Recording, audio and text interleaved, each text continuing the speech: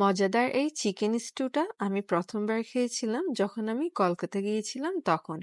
Dacres lane নামে একটা জায়গা আছে যেখানে প্রায় সব দোকানই 100 বছর পুরানো। এখানে চিত্তবাবুর দোকান বলে একটা দোকান আছে যেটা প্রায় 72 বছর পুরানো। দেখতেই পাচ্ছেন কি পরিমাণ ভিড়।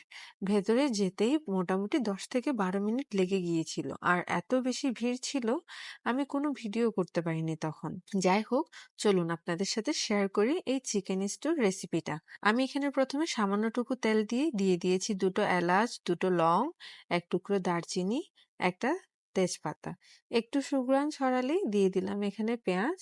পেঁয়াজটা একটু নরম হতেই আমি এখানে দিয়ে দিচ্ছি 1 চা চামচের মতো রসুন বাটা আর 1 চা চামচের মতো আদা বাটা। তারপর এখানে দিয়ে দিলাম কেটে পরিষ্কার করে রাখা চিকেনটা।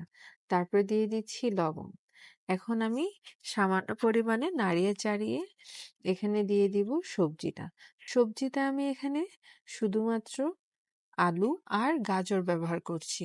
আপনারা চাইলে এখানে পেঁপেও ব্যবহার করতে পারেন। সবজিটা অবশ্যই আপনাদের পছন্দ মতো। যেহেতু আলু, গাজর এগুলো সিদ্ধ হতে একটু সময় লাগে, তাই আমি চিকেনের সাথে একসাথেই দিয়ে দিচ্ছি।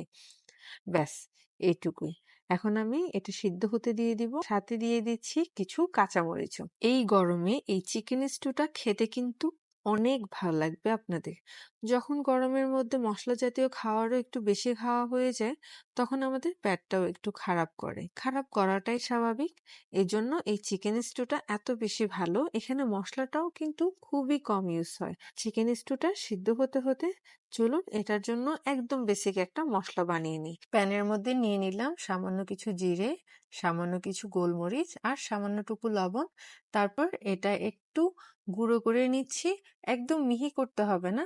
ব্যাস, শেষ। এখন আমি চিকেনের মধ্যে পানি দিয়ে দিয়েছি। পানি দেওয়ার পরই আমি দিয়ে দিচ্ছি আরো কিছু কাঁচামরিচ আর কিছু বরবটি। বরবটিটা একটু শেষের দিকে দিচ্ছি, যেহেতু এটা সিদ্ধ হতে তেমন একটা সময় নেয় না।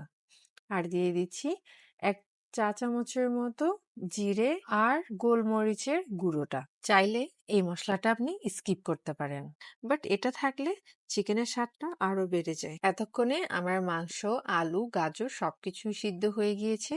সিদ্ধ হয়ে গিয়েছে আমার বরবটিটাও। এখন আমি দিয়ে দিচ্ছি বড় বড় করে কাটা টমেটোটাও।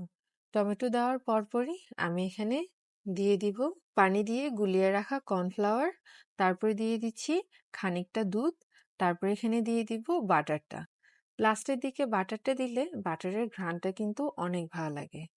আমি এটা 2 মিনিটের মতো ঢেকে রান্না করব।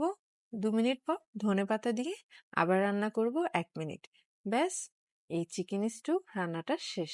চিত্তবাবুর দোকানে কিন্তু এই চিকেন স্টুটা ব্রেড টোস্টের সাথে সার্ভ করা হয়। আপনারা চাইলে ব্রেড টোস্ট বা প্লেন রাইস বা কোনো পরোটার সাথে খেতে পারেন। ভিডিওটি ভালো লাগলে একটা লাইক করে দিবেন।